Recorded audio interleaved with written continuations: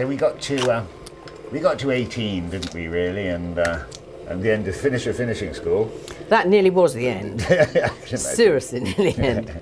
So guide us through the next phase of Penny. We're out of finishing school and lost in a great big world. That was when I came out of there. I think, as I said, I was in a space where I'd had enough of school, but I'd been altogether a bit of a pain, and that's when I went to meet my mother, and I lived with her for a couple of years. Yeah. And I got introduced to my first husband at the Cavalry Club. I think it was at the Trooping of the Colour I met him, because my mother's second husband was a major in the army. Mm-hmm. So I got introduced to Bob there. Now, I think he'd actually been in the army, so John Mears knew him. Mm-hmm. So he'd known him, and I was introduced to him, and he was typically army. Thank you. Very dashing. I'm not sure that I'd describe as very dashing. Very suave, probably. Anyway, so yeah, met Bob, and I'd say that he went out of his way to probably the best word is woo me, and he was quite a lot older than me. He was about 16 years older than me, and he was a solicitor. Anyway, I ended up believing that I was in love with him, and we got engaged. I think it could have had something to do. What could have had something to do with it is the fact that I'd had a lot of money settled on me. But I was, but I was too naive to know that at the time. And anyway, so we got engaged and got married when I was 20. Now, we need to come back to what I was saying to you earlier. I was brought up in a very old-fashioned way. Yes. To me, marriage was something very special, you know, and you get married, and the wedding night and all of this is all very wonderful, and you know, all of this great stuff. Kind of interesting. Our wedding night was very interesting. To say I wondered if I'd done the right thing on that night would have not been an understatement. Yeah. But then on our honeymoon, what probably didn't help too much was that he decided to invite his ex-mistress to join us on the honeymoon for a week. Really? Yeah. A smidgen unusual. I think that's the understatement of the year. Not only that, she was older than him, so it was interesting, and it was probably made even worse. This bit of the honeymoon, we travelled around France, was at Juan-les-Pins, where we had an apartment, and the only way she could stay with us was by sharing the one very large room apartment. So she was behind a curtain in another room. I mean, a curtain, not even a door. I was very young and naive, didn't know how to deal with this at all, but I remember thinking at the time, what the hell have I done? Anyway, the marriage, as you can imagine, having not kicked off to a great start. And the interesting thing was that yet again, I thought it was because I said I didn't like it and I was unhappy and everything else with what was happening. I somehow ended up being the one who felt guilty that I should be able to put up with it, or it was quite normal. You know, it was just, I was so naive. Anyway, so that was not a great place to start. But anyway, I did have 3 children in very quick succession. But the marriage went progressively worse. And I ended up having 3 nervous breakdowns in 2 years. And I went through a phase where I lost my memory and tried to kill myself. Oh, really? Yeah. It wasn't great. And I ended up being put into hospital or a sort of psychiatric unit, or putting myself in there for probably about 3-4 weeks. I was really not in a good space, and they kept me on all sorts of medication, and Christ knows what else. So it was not a great time, and when I realised that I couldn't cope with it anymore, and I said I was going to come out of the marriage, I made that decision. The games that Bob played were frankly terrifying. He, on the phone, I'd left the home, I'd got out. Yes. And this was sort of within days. I was staying with a friend around the corner with the 3 children. But I knew I had to go back and get some stuff, and by sheer luck I managed to pick the time when he wasn't there, got it. Anyway, he then managed to get hold of me on the phone and told me that the reason that he had been so difficult was that he had cancer. Oh dear. And I think he believed very strongly that if he said these things, me having the somewhat soft heart that I did, would feel sorry for him and say, okay, I'll stay with you. Well, fortunately, I had enough nous to not accept that. And I actually phoned the psychiatrist who I'd been under. Yes. And the psychiatrist had obviously spent time talking to my father, talking to Bob, met Bob and everything. And he got Bob to admit on the phone that it was a complete load of lies and just there to try and force me into going back. Anyway, so it was pretty awful, the whole thing. And I came out of that marriage having basically paid for the marriage. You know, I'd paid for everything, bought the house. There was nothing that I hadn't done. And various things happened to him in his career at that time, which indicated he had not been behaving terribly well as a solicitor. I see. So there was all sorts of stuff going on. So anyway, I came out of that marriage certainly a bit poorer and feeling well battered, not feeling great about myself. With three children. With 3 children. And again, it's the old thing, you pull yourself together, pull yourself up by the bootlaces because you've got 3 wonderful young children that you want to look after. This presumably leaves you with very few options. You can't sort of say, poor me, or I'm going to run away, or no. You have to... No, you just knuckle down to get on with it. Yeah. And so I did, but of course I was very lucky and met somebody else, fell in love and decided to get married again. And I'd have to say that for the first couple of years, 3 years, that marriage was pretty good. It was happy. There were lots of good things about it, and I felt pretty good. Not least of which I had 3 more children in very quick succession. So before my 30th birthday, between my 21st and 30th birthday, I had 6 children. 6 children, so it was yeah. a lot of children. Unfortunately, however, between my 5th and 6th child, my father became very ill, and I went and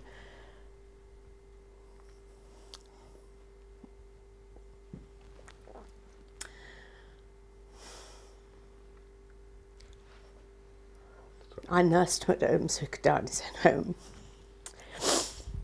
And that was very tough, very tough. And that was probably when my stepmother was the most difficult. So I was trying to handle her at the same time. But that was really tough. Anyway, he died. And shortly after that, I became pregnant. But what I discovered at the same time was that my husband was having an affair with my best friend. Oh dear. So, not a great time. Thanks. Would you like a tissue? Not a great time, thank you. And very difficult. Anyway, I had my last child.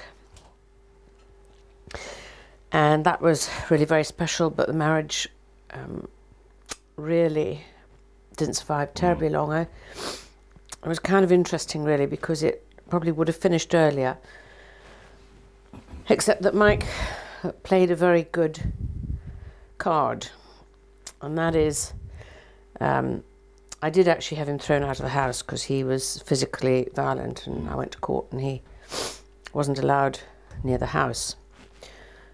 But he refused to accept that I wanted a divorce, and he said he wanted to speak to the psychiatrist who I'd been under before because he didn't believe I was depressed.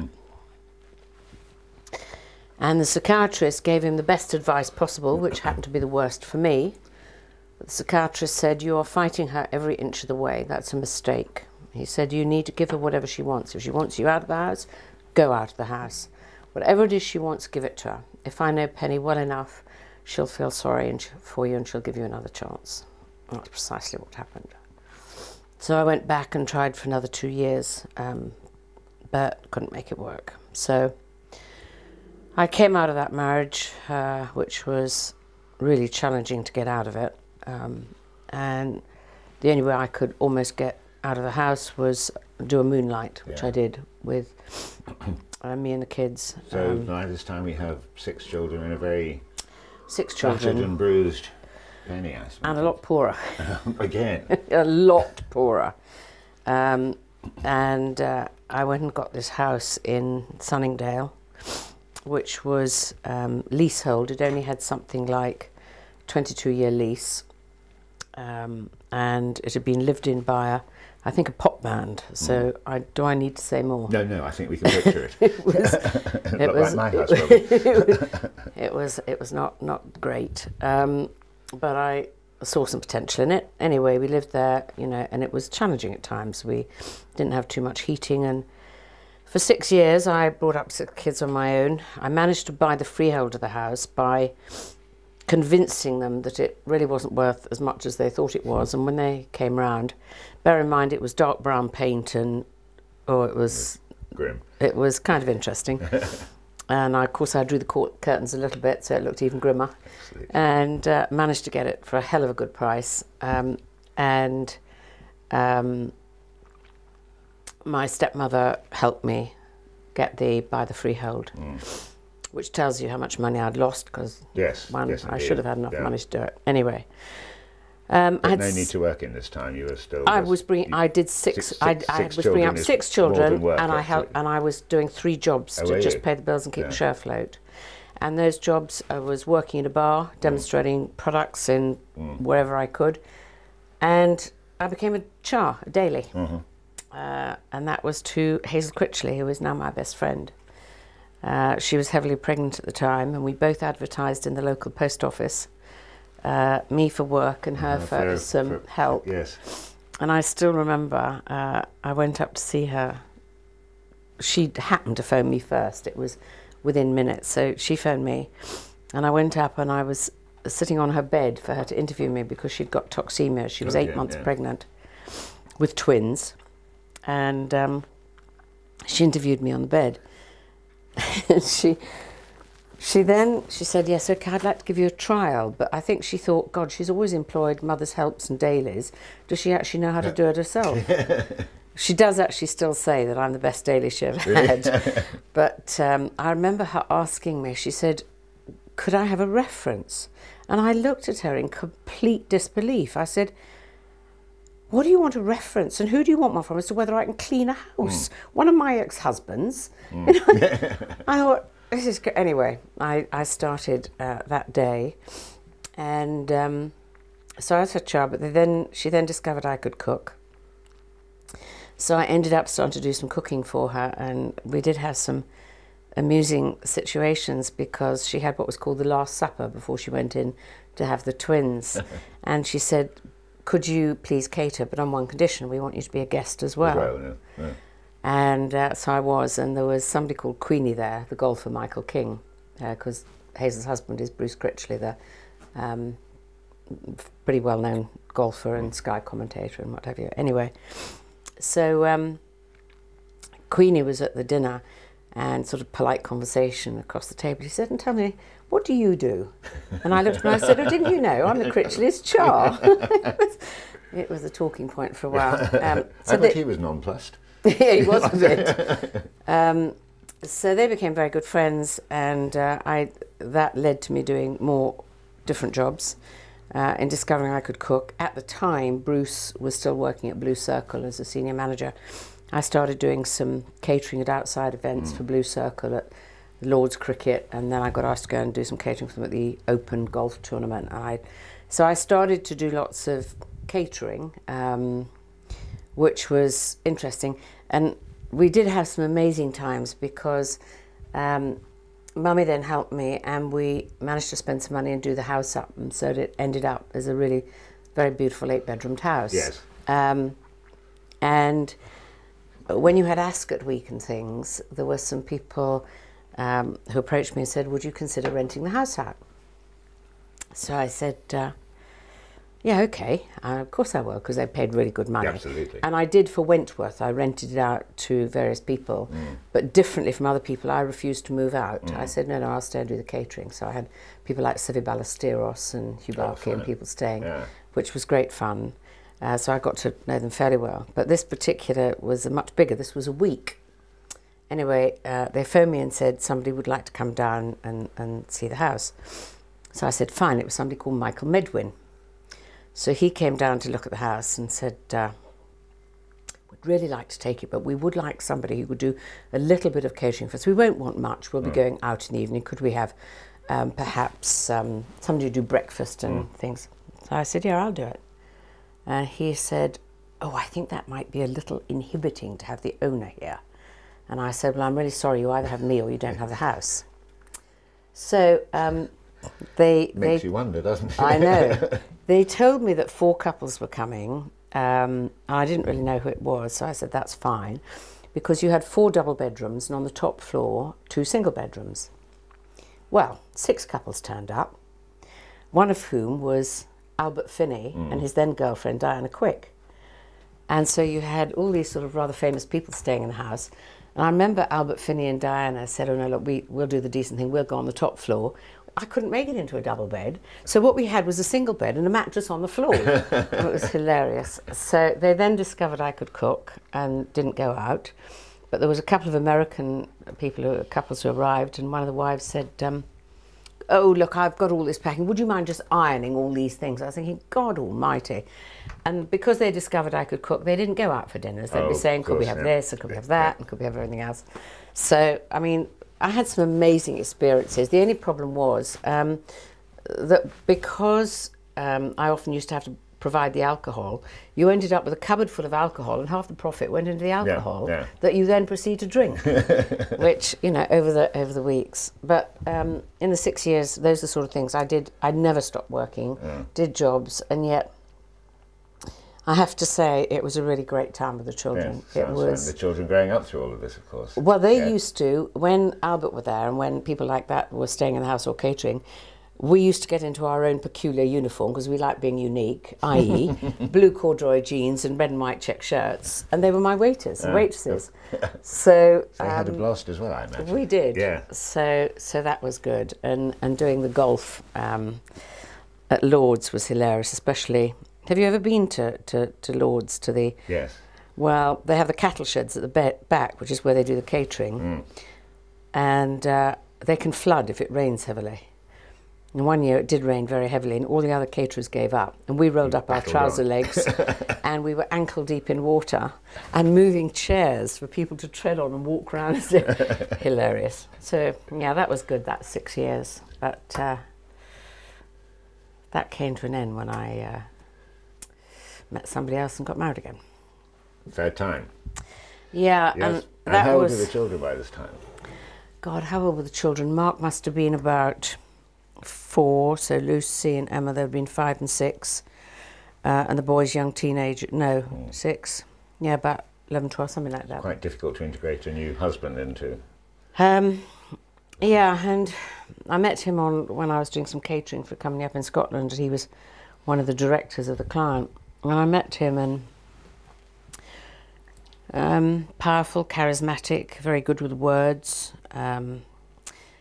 and I have to say, I really thought I'd got it right that time, but that was only happy for 2 or 3 years, and that marriage was horrendous. I came out of that, I was a mess. Can you tell us how horrendous? Why horrendous? It's a big word for it. I think that it's really hard to explain, but he used to be able to put me down almost permanently, but he was so good with the English language. You know, let's say he did something really stupid, and I'd say, hang on a minute, I don't think that was right, or he could end up arguing so much, and then he'd say, hang on, remember what you said, and I'd say, but wait a minute, did you say that? Well, yes, but, and he'd take something completely out of context, change it, and I'd spend my entire time feeling guilty and everything. And the worst bit was the way he wanted to bring up his children. He'd been married before and he had 3 children. They didn't speak to him. I started to build a relationship with them again, And to this day, I have a relationship with them, although sadly one of them died of cancer. I have a relationship with them, and he doesn't. And when we went to the daughter's, Alison's funeral, his 2 children came up and spent time with me. They wouldn't even talk to him. So with children, he used to be very rigid about the way you did things with them. And because he was very articulate, I used to end up thinking maybe he's right and I'm wrong. So there was permanent conflict between the children and me and the children and him.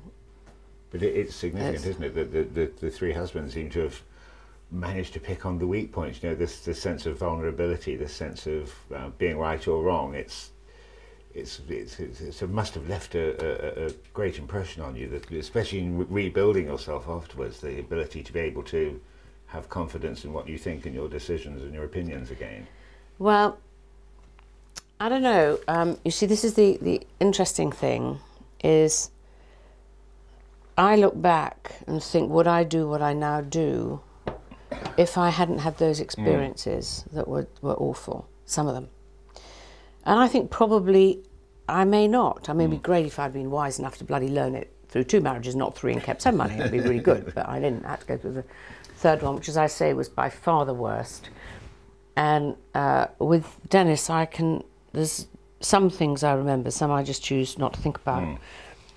But I had to move Mark and Emma, my 2 youngest children, out of my home because it was so bad, the relationship with them and Dennis. I had to move them back with their father.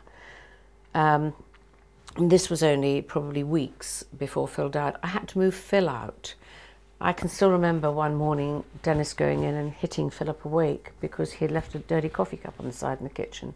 And this is a lad with schizophrenia. I mean, it was awful. So I had to move them out. And when I heard about Phil's death, I was phoned down at where I was working in Devon. So I had to be brought back. And Dennis then came back and he was crying about Phil dying. I could have killed him. You know, it was, how dare you be so upset? How dare you, when you were so wicked to him? Yeah. But it's awful. But I came out of that, but yes, of course they picked on my weaknesses. But who gave them permission to do it? Yes. I did. Yes. You know, there's no question, but when I came out of that marriage at the age of 50, I had no money, I had debts. But the worst thing was I had no confidence at all, absolutely zero.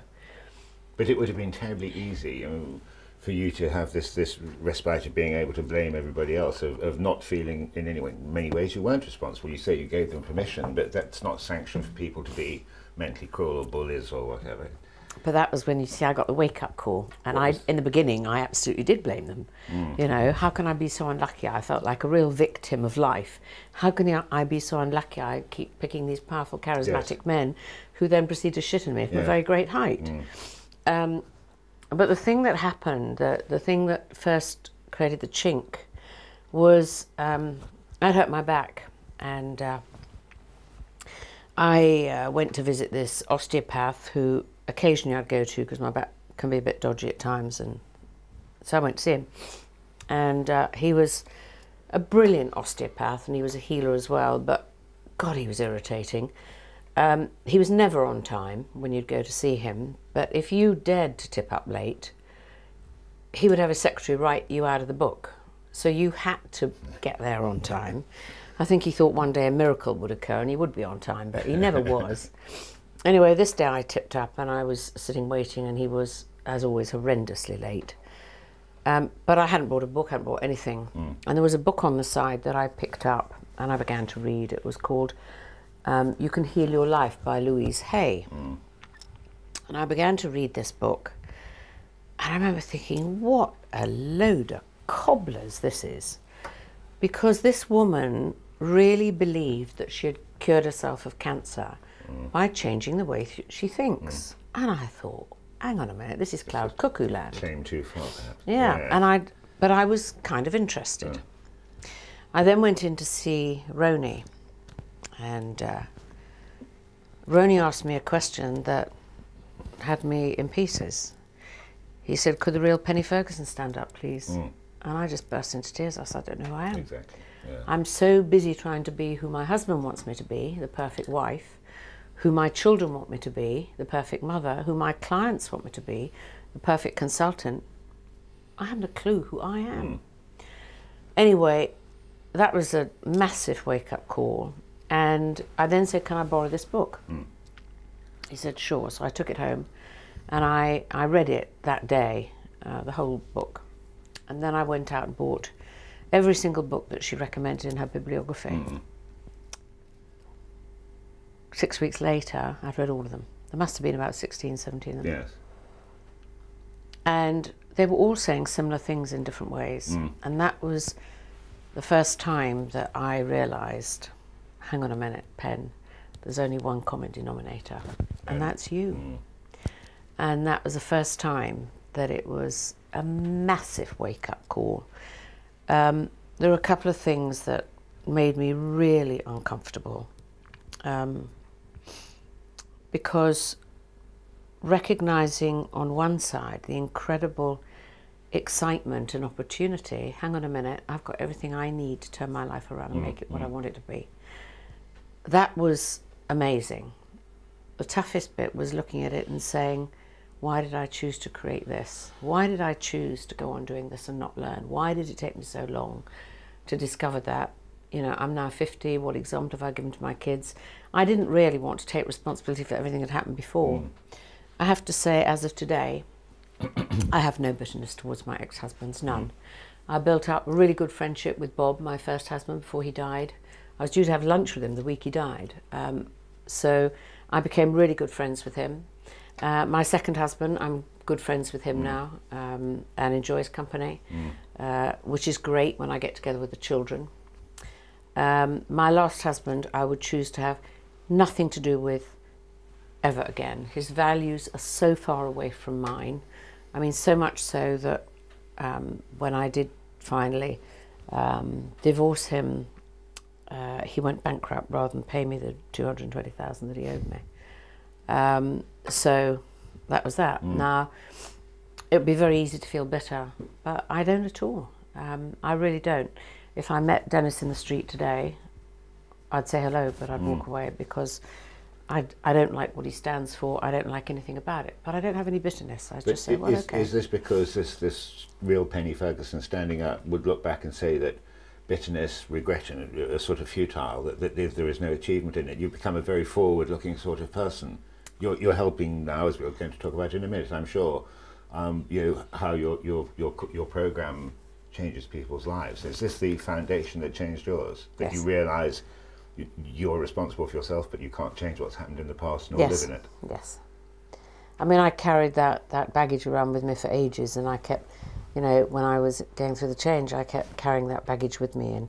And not only did I carry it, I mean, literally, if you think about it as a pictorial image, I had all these things happen to me in my life, and there are some things that happened to me when I was 18 that I haven't shared with you because it's too difficult and too painful. I understand. But I carried this bag of stuff with me that's like a bag of shit, frankly. But not only did I drag it with me wherever I went, every so often it's so I stopped, opened the bag, had a little look at it and put it all over myself all over again. Then I thought, this is a complete bloody waste of time. What am I doing this for? Why can't I just cut the string and put it down? Yes. Which is, I think, what I said to you earlier. All of us have things that happen to us in life. Some of them are really horrific. And it's being able to say, you know, much more horrific than mine. Much more horrific. And it is a case of saying, am I going to carry this baggage around with me forever? Or am I going to take control and say, hang on, the only time you can make change is in the present moment. Absolutely. You can't make it in the past, you can't make it in the future. You can make it in the present moment. So what am I, you know, if I knew there's one thing I could do today that would help me take a little step forward, what would it be? And the other thing that was really powerful for me, although it looked like I was coming from a nightmare and I had got all this stuff around me that was negative, it seemed like a mountain ahead of me. But I didn't allow myself to think about that. I thought, okay, this is the vision, this is where I want to be. What's a little step I can take today? And it's one of the things I realise about becoming a great leader. It's not about doing the big things. It's about doing the little things, taking the little steps.